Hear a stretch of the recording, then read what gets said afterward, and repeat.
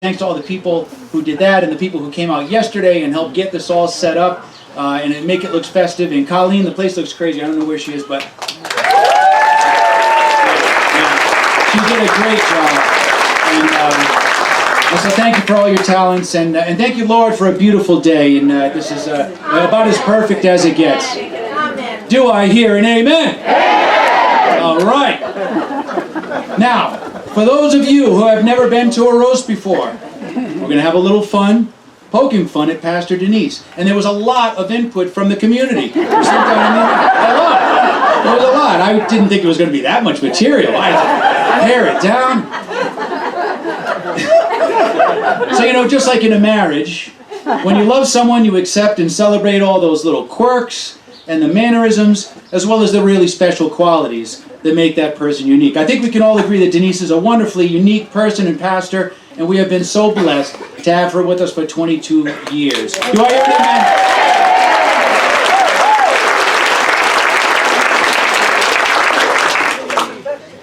amen? If you hear a point where an amen can be used, I just say throw it out there. Now, this is where you'll have to be patient with me. The phrase imitation is the sincerest form of flattery was credited to a clergyman, Charles Caleb Colton, from his writings in 1820. So this roast is going to be done in a Denise sermon style. I sincerely hope it's taken as a form of flattery, as I have never, and I mean never, have I heard a speaker who's more engaging, who's more inspiring, and just plain fun to listen to. So, amen.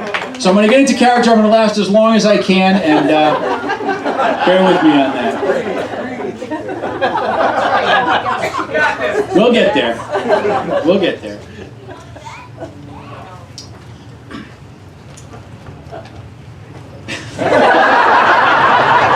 That's it, I'm done. I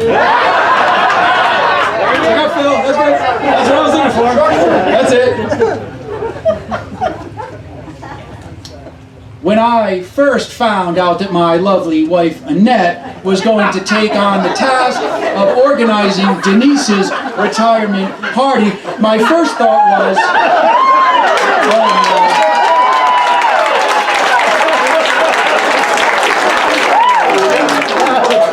I thought, guess who's going to be standing up in front of a crowd? Phil, we know what it's like to be volunteered, or more accurately, voluntold to do something. When your wives are constantly involved in some sort of project, it happens a lot.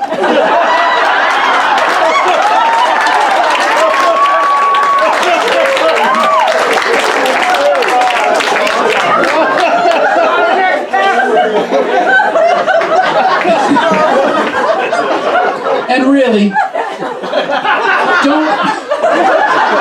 didn't say anything. And really, don't most people in this church know how Phil feels? Being voluntold. I mean, we all know that feeling, don't we? That feeling of being in the fellowship hall, eating that third brownie or that second plate of fruit and cheese, enjoying that well-earned donut and coffee at church cleanup day. And then she appears. She appears at the door and starts scanning the room. Scanning the room like Arnold Schwarzenegger does in the Terminator movies from the 80s. I like to imagine the image like in the movie when Arnold's Terminator robot character scans the crowd of people.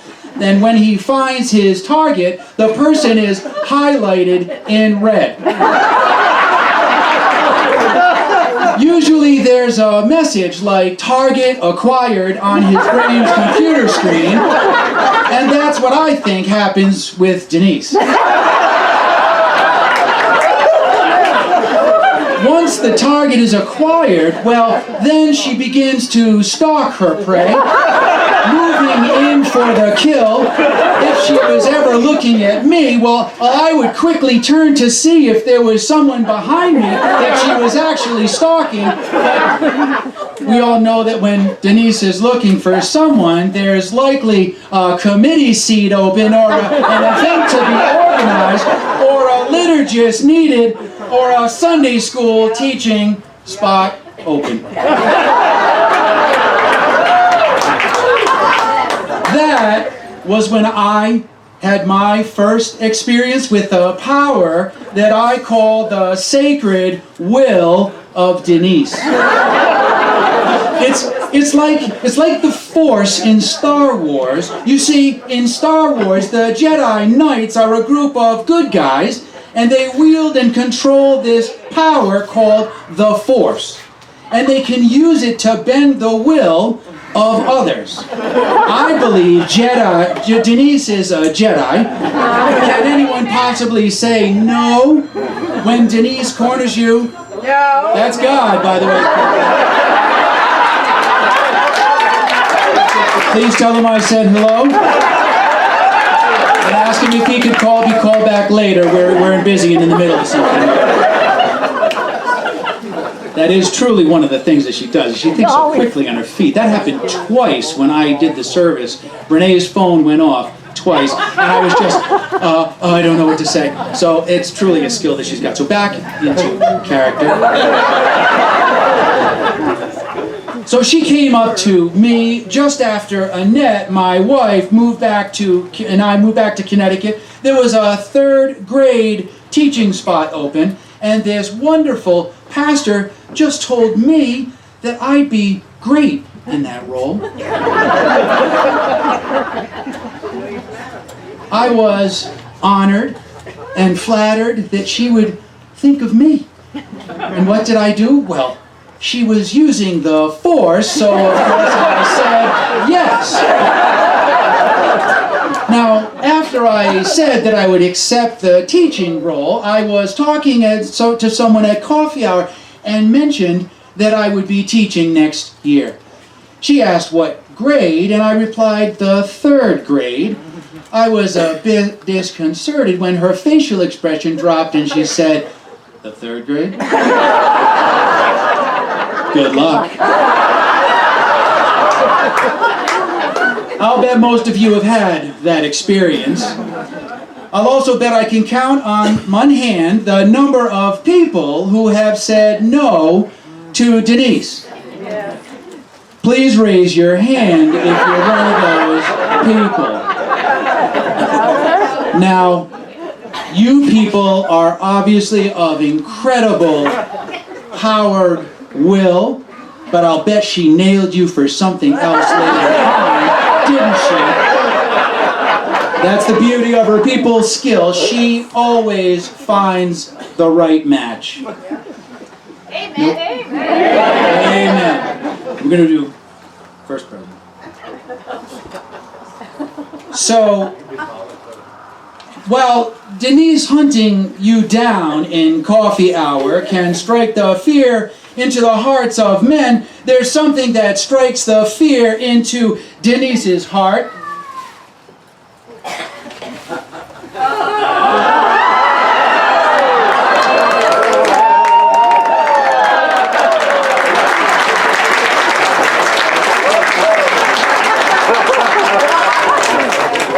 That's right, snakes.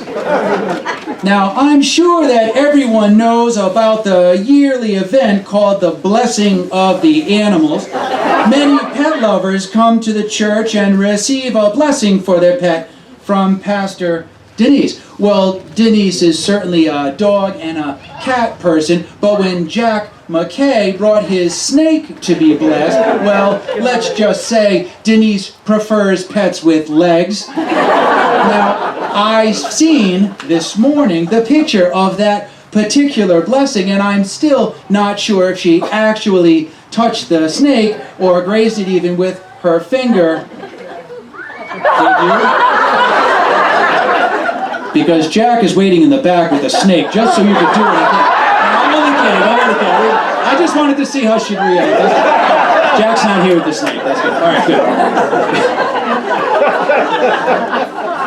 And it's amazing the lengths that a great pastor will go to include even the most atypical of pets, and I'd say that's a good example of an open and affirming pastor.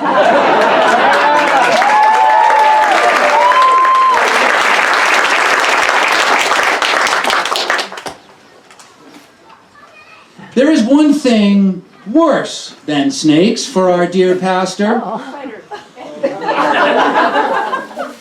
It's okay. Blood.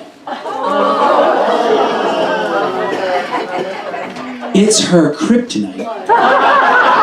You know, the stuff in Superman movies that make him weak enough that he could be defeated because it took all of his powers.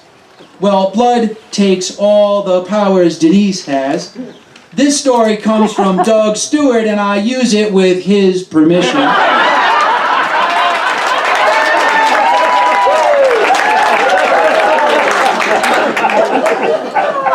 Doug severely injured his foot many years ago. It was lacerated really badly, and he had to be hospitalized for about 3 weeks. Denise visited every single day. Amazing, right? But that's not the fun part. Doug's wife, Karen, is a nurse. Now, Susan, Alright, Susan. Now, in the medical field, you can bust on me afterwards when I make fun of you getting names mistake. We'll get to that part. I'll own it. Now, in the medical field, you generally get a bit desensitized to blood. So when Susan started telling Denise what happened, she wasn't watering it down in any way. So the story goes that Denise was walking around the parsonage on the phone and listening to the story as a good pastor would, but some of the graphic description of what happened to Doug's foot caused Denise to feel quite ill, and she had to bend down, putting her head low, nearly passing out. So if you want Denise to visit you in the hospital, never offer to let her see the wound or the stitches. Now in the same vein, see what I did there? Renee Ellis tells a story, and I use it with her permission. When farmer Ned Ellis got run over by one of his farm vehicles several years back, just 2 days before Christmas, he broke his femur and needed surgery. When Phil and Denise went to see him at the hospital, Ned was indeed in a lot of pain. And apparently he was doing an incredible amount of moaning and groaning, and the sight and sound just got worse and worse, and the sounds eventually got to poor Denise, and she had to leave the room again, feeling faint. Now the final story is from Denise herself, and I use it with her permission.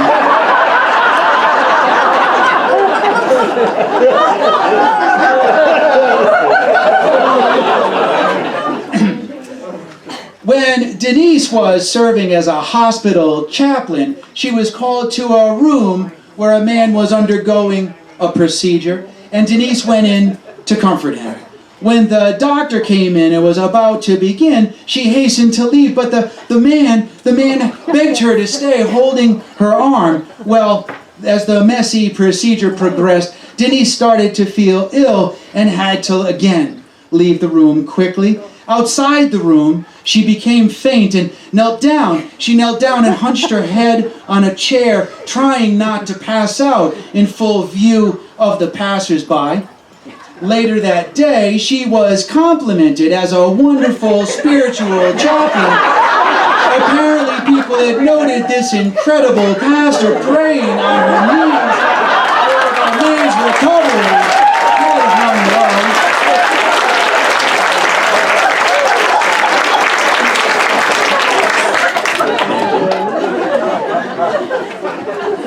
But that's not the only kryptonite she has. Lynn Owens tells me a story that crocheting certainly throws her off, and I use this story with Lynn's permission, Denise wanted to learn how to make a prayer shawl, and she did her best, but it came out oddly laced together, with some holes being much larger than others. I'm not saying that those holes were big enough to fit your head through, turning the shawl into a poncho. Lynn marveled at her ability to just ignore the mistakes and keep moving forward.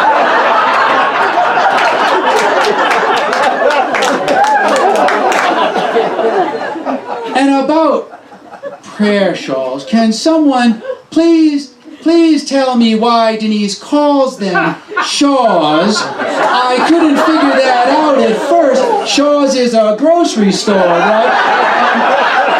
And it's not something you wear. I didn't think it was a speech impediment. I thought maybe it was an accent, like maybe her hometown in Pennsylvania just drops all the L's in their sentences if they came at the end of a word, sort of like Rhode Islanders drop in the R's when they park the car.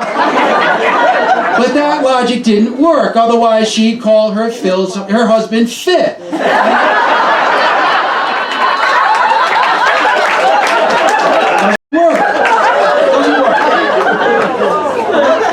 And a Google search of a prayer shawl came up empty. It corrected me to shawl about 430,000 times.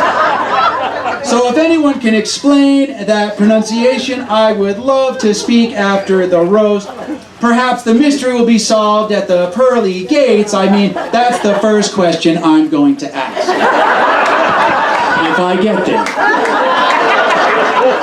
Now, on this again, maybe you develop when you develop a writing style like Denise's, you end up getting your letters mixed up from an early age, and that's the reason. Have you seen Denise's handwriting?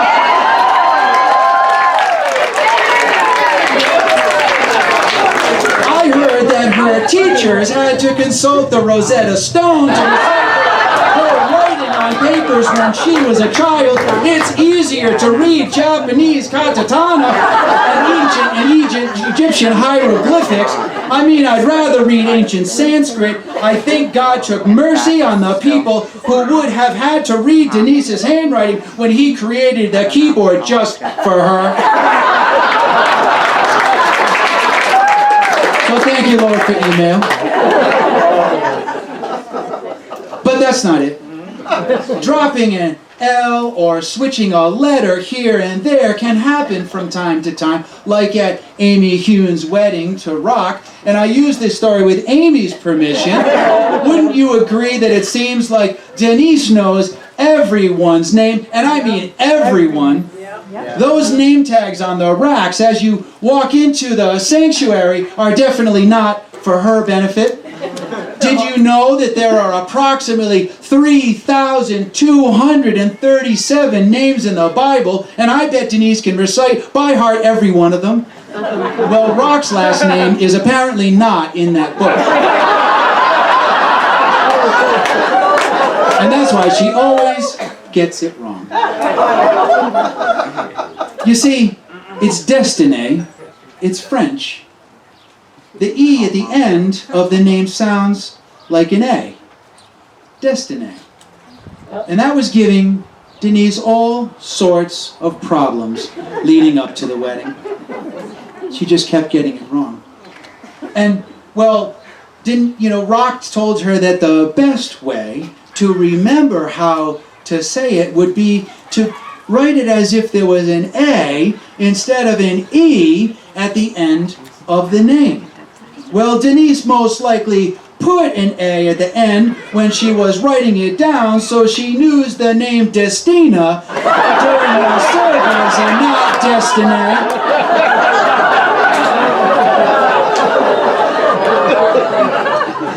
Wrong name or not, it still turned out to be a beautiful wedding service. Now, in preparing for this roast, I asked the congregation for funny stories about Denise. We got a ton of emails. Can you guess the thing that was brought up the most? Driving. If you guessed her driving, you are correct. Glenn Hadley relayed a couple of stories, and I used them with his permission. The first is about when Glenn planned to attend a play at Ram High School with Denise and Phil. It was a Wednesday night at prayer and potluck out on the patio, and the event at the school began at 7 p.m.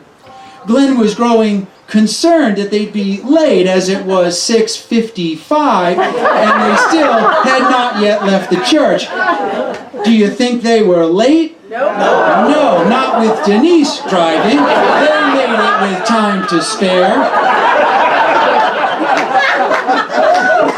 And also, he told me that shortly after his wife Ruthie passed, Denise asked if he wanted to meet at the Something Simple Cafe for coffee. Well, Glenn, no slow driver himself, passed the church on Route 85 and he saw Denise's vehicle was still parked in the normal spot in front of the garage by the parish house. Glenn thought that she must have gotten delayed, not at the church for some reason. Therefore, he would just wait for Denise at the cafe and reserve a table. Glenn said that he did a double take in shock when he pulled into the cafe parking lot, and there was Denise pulling in right beside him. Who knows how fast she had to drive to accomplish that. And don't you dare delay Denise when she has to be somewhere. An idle car is a useless car. If it's not doing 20 miles an hour over the speed limit, well, then the vehicle just isn't being used to its basic capacity.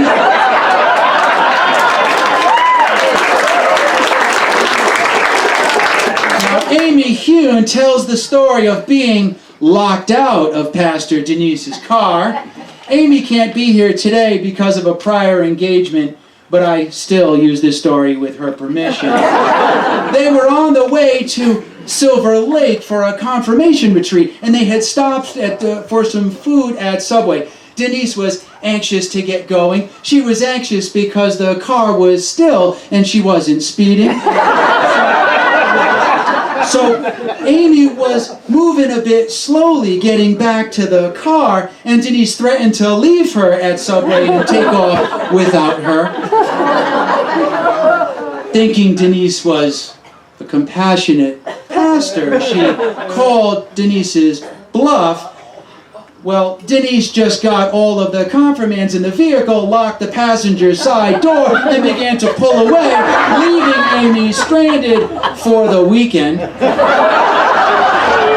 Luckily, her parents only live a few miles away, and they were able to come and pick her up. I'm only kidding. She didn't leave it in. She didn't do that. She eventually unlocked the door and slowed down just enough for Amy to jump in Dukes of Hazzard. Phil, perhaps you want to take that Volvo and have a governor put on it. Can you imagine Denise's blood pressure if her car was regulated to 10 miles under the speed limit? I'd love to drive with her then. Maybe you could buy her a NASCAR experience at the Stafford Motor Speedway, and she could get the speed thing out of her system then. Or you could pitch her to Mazda for the Zoom Zoom commercials, and they'd pay her to drive fast.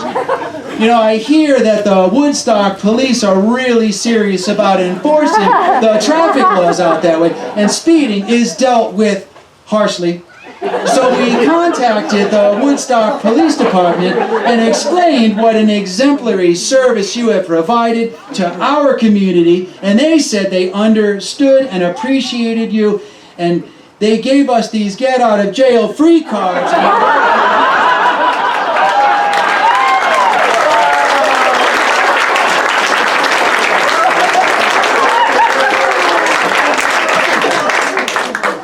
That's not enough. She's going to need more than that. Now, the heat from burning rubber brings me to another thing that's hot, and I'd be remiss if I didn't mention the fire of those sermons. Do I hear an amen? The woman seriously gets charged up week after week. Does anyone else get nervous sometimes thinking that woman is getting pretty red in the face and I think she's going to need some oxygen pretty soon? The fiery sermons are effective, and one example is the change in my father-in-law, Ned Ellis, since Denise got here. Sorry, Ned, it's a roast, and everyone is fair game. Before Denise got here, Ned always fell asleep in the choir loft during the sermon. But not since she got here. You see, Ned is a professional dairy farmer and an equally professional sleeper. This man used to fall asleep reading to my kids, reading the same page over and over again because he couldn't make it to the bottom of the page. Jenna and Jared would elbow him in the ribs, yelling, "Wake up, Poppy!" And Ned fell asleep one time on his mug of tea, so long that it left a big on his forehead. People used to make bets on how quickly Ned would fall asleep when the sermon began. He actually fell asleep one time bending over to tie his own shoes. True story.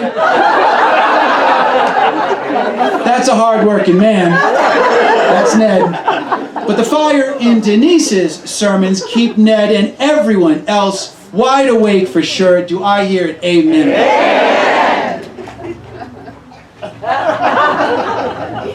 Now, getting fired up is one thing we see every week in Denise's sermons, but have you ever seen Denise totally lose it?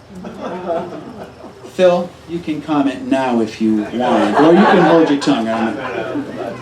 Fifth? I thought he would. I didn't think he was going for that. Okay.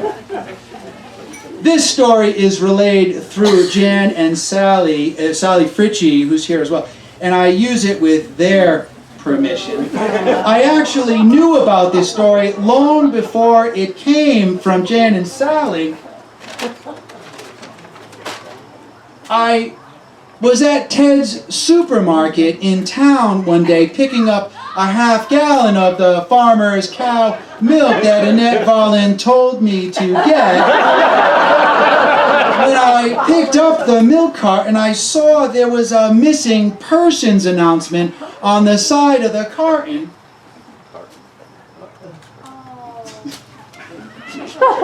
I couldn't quite place the face, but I knew that I knew the person. I knew this was someone important that I had seen many times, someone who is familiar to me, but being out of context, I was having a hard time placing the face, and I never put the whole story together until I received Jan's email. It's a story of a missing persons case, and it's a juicy one. It's a case worthy of a CSI episode or a Dateline exclusive, and it happened right here in the sleepy little town of Hebron. It was a few years ago, tragically just a few days before Christmas. Definitely not a great time for someone to go missing. Things were very, very busy in the parish house, and Sally was making all kinds of copies, Christmas flower decoration brochures and bulletins and inserts and more.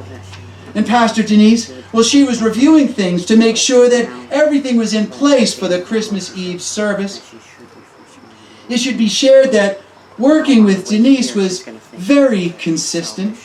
She was always calm, collected, very organized, and very much in control.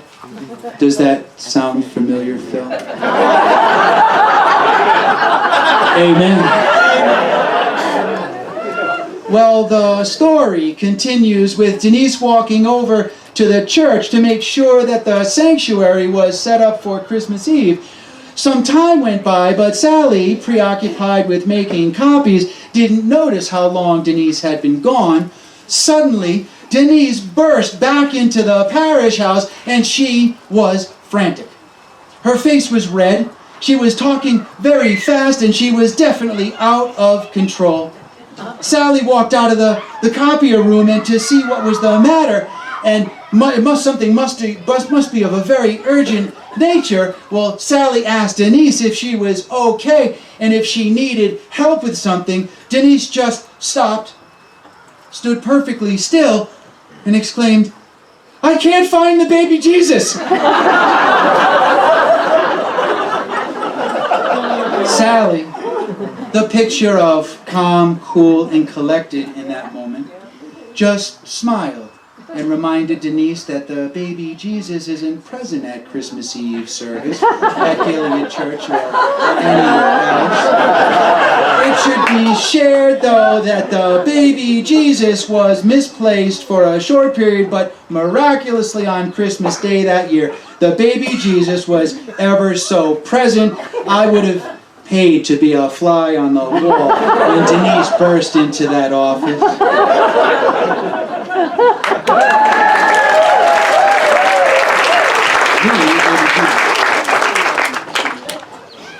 Phil, if you would come up, I have something for you as well. All right. Now, speaking of moving to Woodstock and retirement, Denise has a new chapter beginning in her life, and I wonder what she'll do with her days besides finding things for Phil to do. I imagine that she could read or write in a journal, sleep late or at least past 4:30 a.m. Yes, if you've emailed Denise in the morning before work, you always get a reply. She could do some yoga or travel, maybe perfect that crocheting and start pumping out prayer shawls. She could spend time with the grandkids and get a huge garden going, and maybe she could sneak onto Ned's farm and smooch the occasional cow. But most likely she'll just fish and hunt with Phil.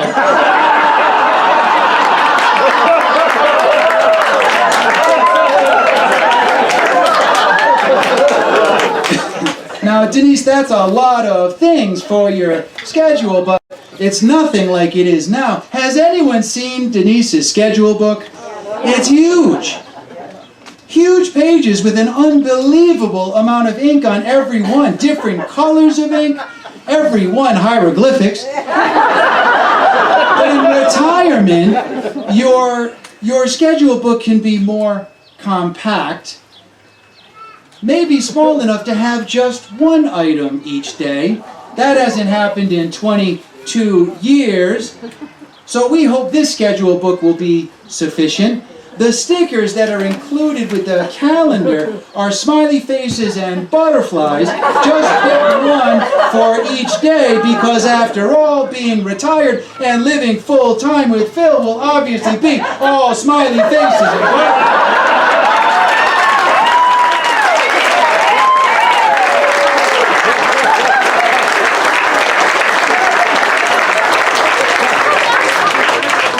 And Phil, your gift is a hat that says, could you read it for me, please?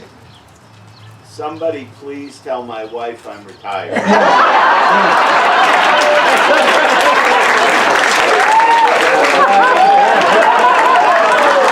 So, Phil, your gift has been imbued with a special power that allows you to erase one item on the honeydew list of your choice every day. Just put the hat on and you're free. I've already cleared this with Denise, so use it liberally. One other thing, if you'd like a fun picture, I'm picturing in retirement is Phil and Denise shopping at Cabela's for fishing gear and matching camouflage hunting outfits. Can you picture Denise up in a tree stand? Phil, please send us that picture when it happens.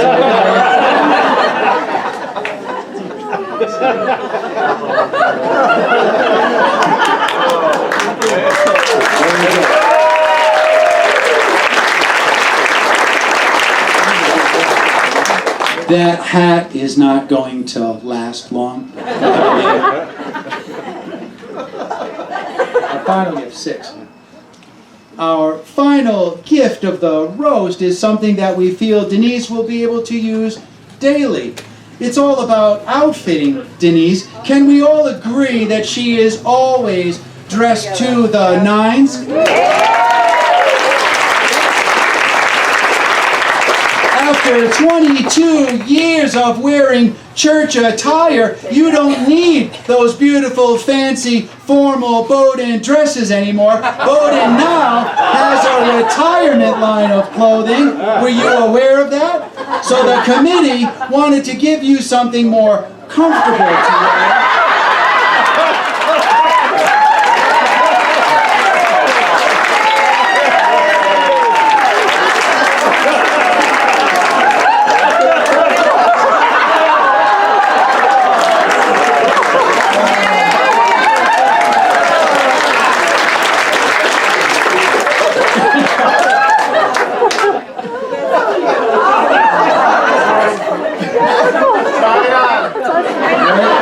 She'll try it on later. I'm pretty sure this is what everyone wears when they retire. These will be great for that after that long day of hunting and fishing.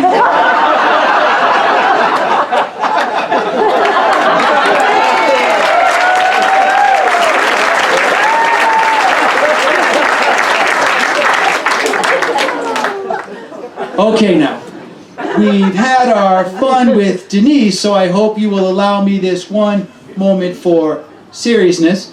We will miss all the funny things about Denise, her tiny sneezes, her prayer shawls, the blur of her gray Volvo zooming along at nearly light speed on Route 85, her Terminator-like searching capabilities for picking people off in coffee hour and coercing them into a committee or for liturgist duties or making a journey of faith. We will miss Alan Tebow lifting a joy that his job does not include kissing livestock. We will miss those fiery sermons. I think we all pretty much feel this way. Okay, Lord, now give me strength and maybe cue the tissues. I have to be serious for a moment. On a more serious note, one thing I have no doubt about is that in retirement, just as she has each day with us as pastor, Denise will walk with God. She will continue to be an example of a person who tries to live as Jesus did. And as we move forward, I believe we all will as well. Denise has helped us develop as a church family in so many ways, helping us to be capable of being independent and self-sufficient with a strong lay leadership core. She has helped us become a church that buys into and owns the idea of acting as Christ would, reaching out to each other right here in Gilead, reaching out into the surrounding community and the world at large to help those in need, those who are less fortunate, those who are the most vulnerable. She has led us and challenged us to live like the Samaritan in the parable, not following the easy path or the popular path, but by following the path that is right in God's eyes. Amen.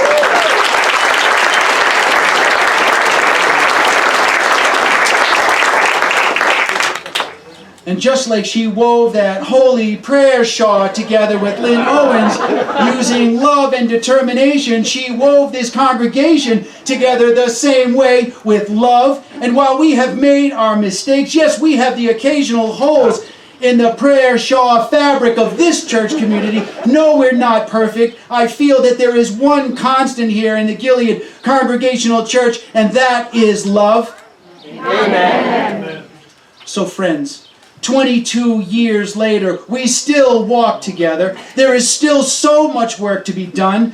The needs of this church and the needs of this local community and this world are not going to go away quietly. The strife and the division of this world are not going to go away quietly. For 22 years, Denise taught us to live as loving Christians. For 22 years, she lived with a loving example. And I believe that Denise would want us to continue our journey as people of faith in Jesus Christ, because there is still so much work that needs to be done. And the work is bigger than me, and it's bigger than you, and it's bigger than even Denise. The work of the Christian church marches on, and she has prepared us for that journey to continue to love one another and celebrate our gifts, respect our differences, assume best intention, and love each other as brothers and sisters as long as we live by that example, her example. As long as we do these things in God's name, Denise is still with us.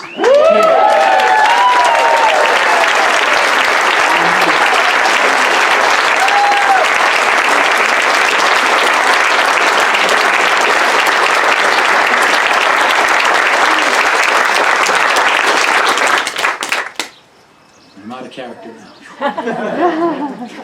Now all I should do is speak for myself, but I'll be very presumptuous here, and I'll speak for everyone here, and all of those who wish they could be here with you today, and all of those who went before and passed on in our church family.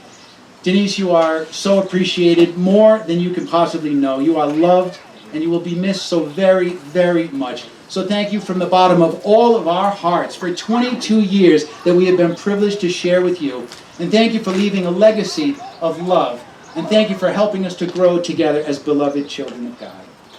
Amen.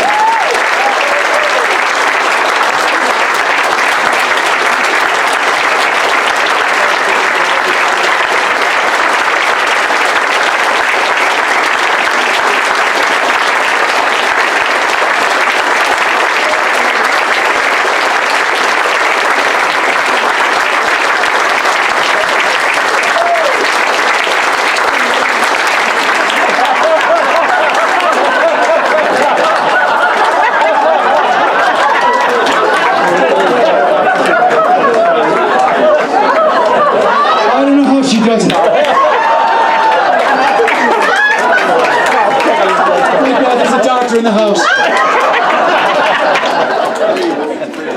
You can't just do the ramp up like that and go on.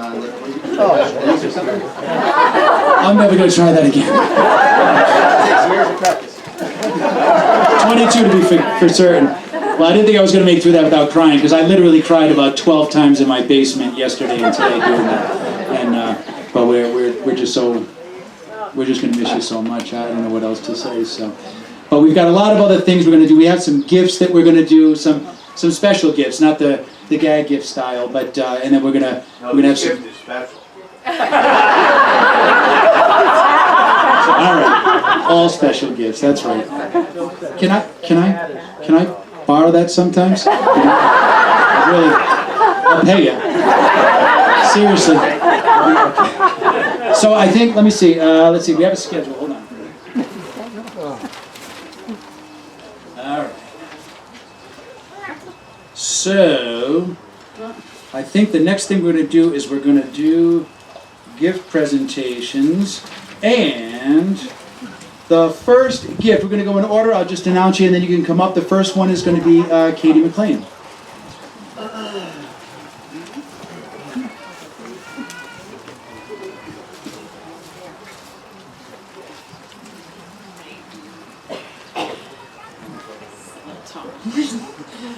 So we all certainly love Denise, and there's a song that says money can't buy you love, but I've been collecting money for this wonderful lady here, and we collected over $5,500.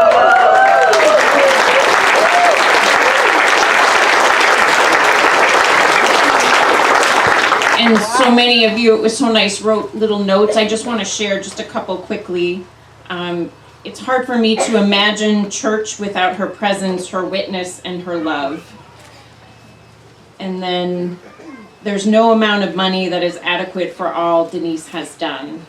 And I certainly agree with all of those statements. Because of COVID, we had actually purchased a very nice bench at Cloder Farms that you can put in your home in Woodstock, and you can enjoy the seasons of love. And we have done a plaque which will go on the bench when I get it, And what this says is, for everything there is a season. So it will be on the bench for you. And then we got a gift card for your favorite restaurant, Anya. Oh, Anya. And this is a picture of the bench that we'll deliver to Phil when. Thank you. I love you so much.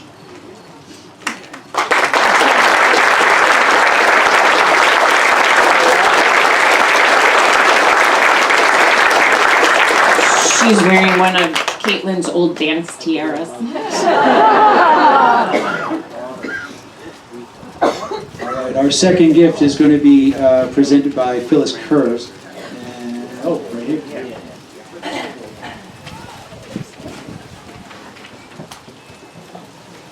Might need an assistant here, but Denise, you know we love quilting and we love you. So a few of us got together, conspired with Phil to plan this quilt for your office. So if you don't like it, it's Phil's office. And in honor of cherished seasons. And the quilting design is the vine that we all held on to when you got married. This is a symbol of unity, and that will always be there.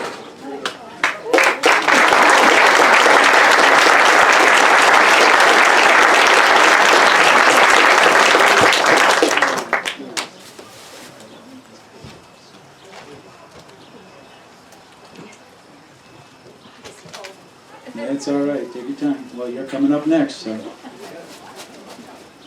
Jane Andrews is the next person to give. So I'm going to open up a few things, and it's based on the, I can't look at you. It's based on the garden theme.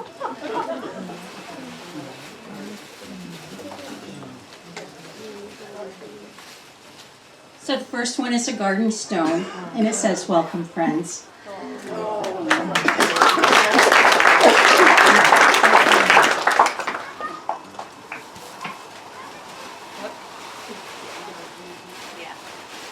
The second one, I just have a personal story that in my life I have what I call earth angels, and I have a few of them. Denise, I've never told, but she's one of them. So if I can hear a round of applause for those who think that she's an earth angel for them.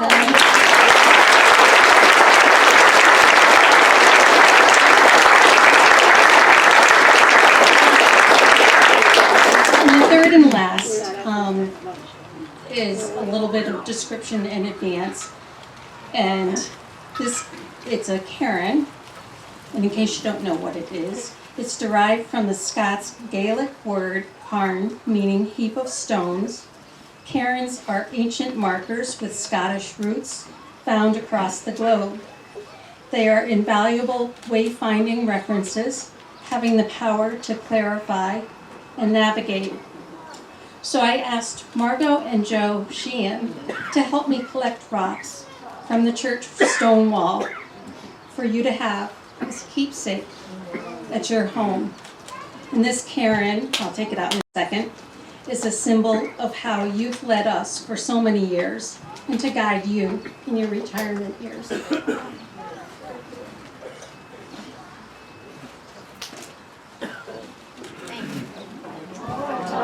it is.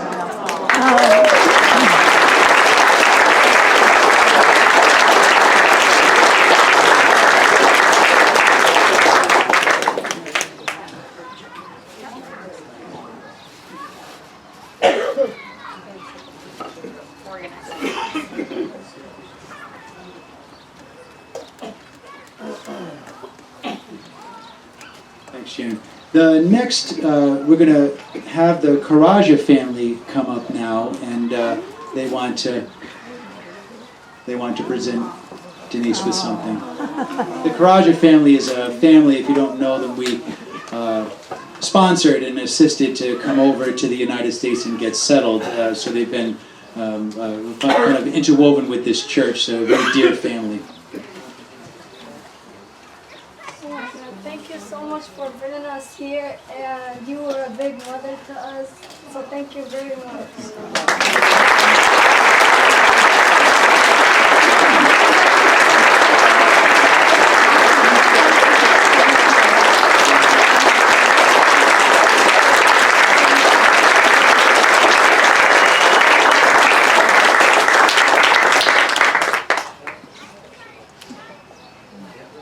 All right, next up is my wife Annette Langevin. She's the one that kind of headed up and spearheaded this whole thing along with a huge group of other people, and she'd like to present something as well. Any chance we can get Sally Fritchie up here? Is she still here? No. Looks like I'll be drinking tonight then. That's my girl.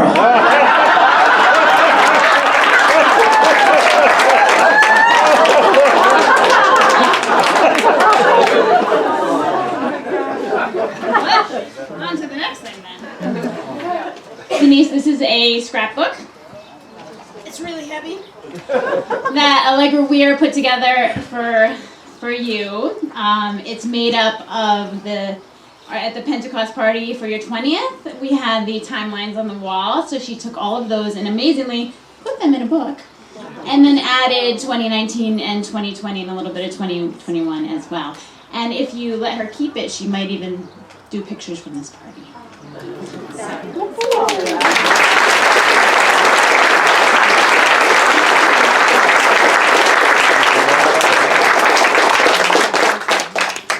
That book shows everything that Denise has brought our church to be able to do.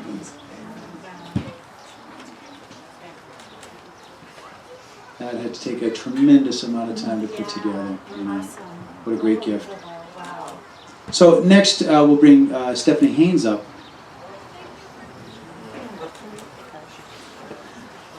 Well, I don't need to tell you all of the incredible gifts that Denise has that she's shared with us, and it's been an incredible blessing. And Denise recognizes God's gifts in each of us, and she's nurtured those, and she's pointed them out to us, and she's taught us how to be, in our own way, an expression of God's love and hope. And she also reminds us continually that God is not done with us yet. God is not done, as Bruce so poignantly said, is not done with this church. And Denise, we know that God is not done with you. One of the gifts that we've been so grateful to receive is your gift for writing and for words, for sermons and for storytelling. And so this community has taken a collection to give a gift to you. You can use this collection for however you would like, but we would like to plant a seed in your heart today, and that is that you might consider attending a writer's retreat and write that book that we know is within you. Or perhaps just take some time to get clear on the next chapter and where God is calling you in your continued journey of faith. Whatever you do, we want you to know that our love goes with you, and how grateful we are for all that you've shared with us, your gifts so graciously and so selflessly these past 22 years. Thank you.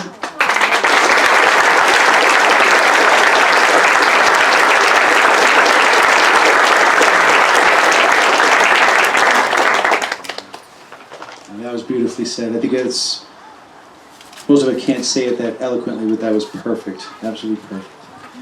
All right, next we're going to have Joel Rosenberg from AHM come up. There he is. All right.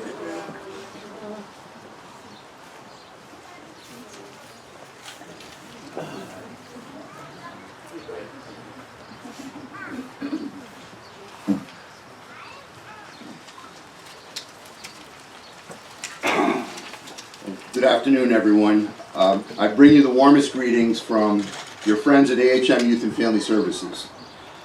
There are several AHM board and staff members here today to share in the celebration of our dear friend, Pastor Denise.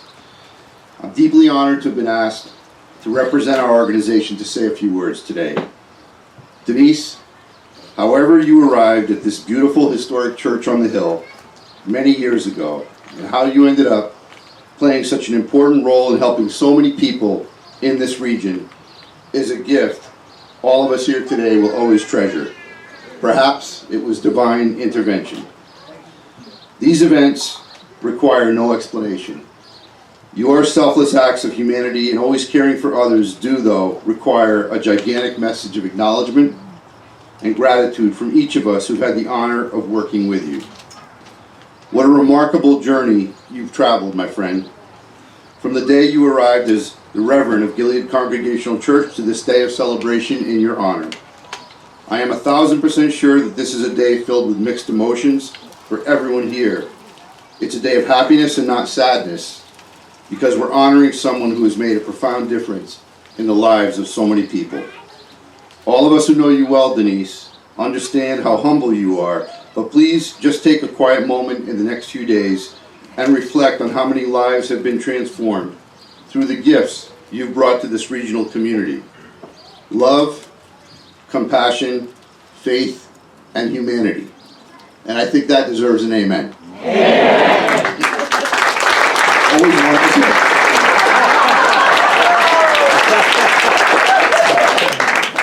Your years of service to Gilead Congregational Church, to our regional community, and all of your years of humanitarian service on the AHM board is nothing short of amazing, in ways that are not always easy to put into words. As our AHM board president, who's here today, Steve Fish, recently said, you, Denise, have been part of the history of AHM for more than half the life of our public charity, the same 22 years that you've been here with this church. During that time, you served as a board member, one of the founders with Carla Pomperwitz of the Lanterns Mentoring Program, as well as being a longtime mentor to serving as AHM's vice president and eventually becoming AHM's board president. During that time, you, Stephanie Haynes, Lori Larson, Bob Owens, and many other members of this church helped break down walls to build bridges between families, our towns, schools, and human service providers, all of which you did as the spiritual leader of this church.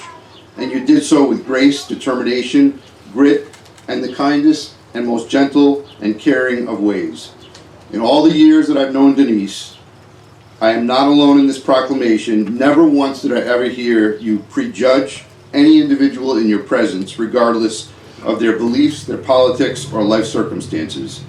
Your words have always taken the higher ground, and for that, you've been a true champion for all people. We're truly so grateful. Thanks to you and this congregation for helping to bring about real change in the sphere of our work together on projects such as the Community Mental Health Fund, Scholarships for Children, the Hunger Action Team, and of course all of the work this church has done in its commitment to helping shape the future of mental health needs and services for the residents of these 4 communities.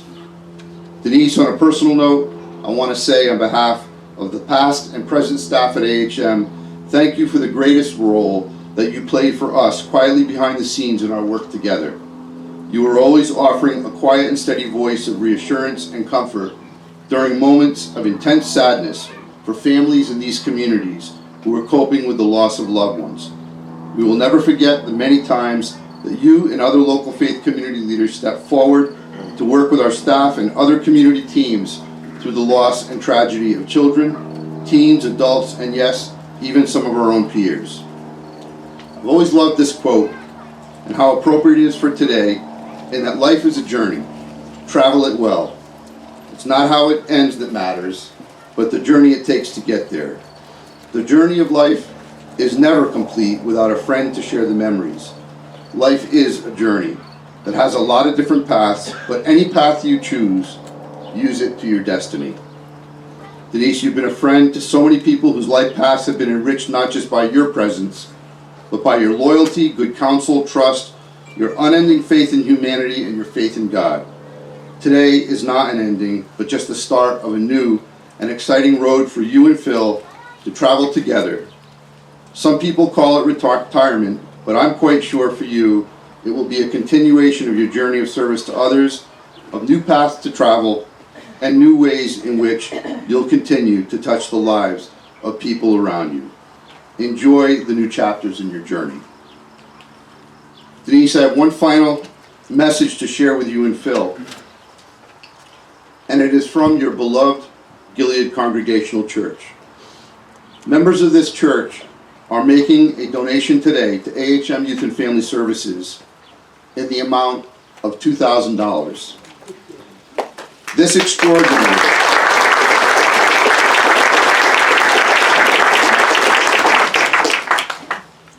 This extraordinary gift in your honor will be forever placed in the Community Mental Health Fund. This gift of love and respect is being made in your honor, where it shall serve to help future generations of local children, teens, young adults, and families coping with the challenges of mental health conditions and mental health crisis. And as such, it shall forever help remove